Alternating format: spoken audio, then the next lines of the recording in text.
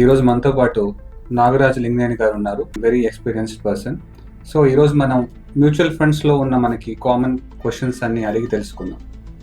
నమస్కారం నాగరాజు. నమస్తే sir, mutual fund companies వచ్చి దివాళా తీసిన కంపెనీస్ కూడా ఉంటాయా?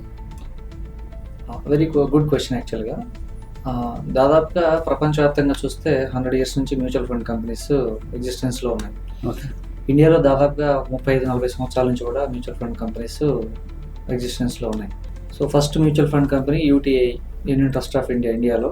అక్కడ నుంచి తర్వాత ఎస్బీఐ మ్యూచువల్ ఫండ్, ఐసిఐసిఐ, ఇట్లా చాలా మ్యూచువల్ ఫండ్ కంపెనీస్ ఉన్నాయి. ఇవాళ దాదాపు ఇండియాలో 50+ పైగా మ్యూచువల్ ఫండ్ కంపెనీస్ అవైలబుల్ ఉన్నాయి. అయితే గతంలో ఉన్న మ్యూచువల్ ఫండ్ కంపెనీస్ కొన్ని వేరే మ్యూచువల్ ఫండ్ కంపెనీల్లో మెర్జ్ అయిపోయినవి ఉన్నాయి. ఓకే. అలాగే కొన్ని మ్యూచువల్ ఫండ్ కంపెనీస్ వేరే మ్యూచువల్ ఫండ్ కంపెనీని అక్వైర్ చేసిన సిచ్యువేషన్స్ ఉన్నాయి. కానీ చరిత్రలో ఇంతవరకు ఒకటంటే ఒకటి కూడా దివాళా తీసినటువంటి మ్యూచువల్ ఫండ్ కంపెనీ అనేది లేదు. అంటే మ్యూచువల్ ఫండ్ స్ట్రక్చర్ని మనం సరిగ్గా అర్థం చేసుకున్నట్టయితే అది ఒక ట్రస్ట్ ఫార్మాట్లో ఉంటుంది. దానికి ఒక స్పాన్సర్ ఉంటారు, ట్రస్టీస్ ఉంటారు, దానికి ఒక ఏఎంసీ ఉంటుంది. ఈ స్ట్రక్చర్ అంతా క్లియర్గా అర్థం చేసుకున్నట్టయితే మ్యూచువల్ ఫండ్స్ అనేవి దివాళా తీసే దాఖలా లేవు. భవిష్యత్తులో కూడా మ్యూచువల్ ఫండ్స్ అనేవి దాఖలా తీసే అవకాశాలు 100% లేవు. ఎందుకంటే ఎగ్జాంపుల్ చూసుకుంటే గతంలో కూడా రిలయన్స్ మ్యూచువల్ ఫండ్ ఉండేది.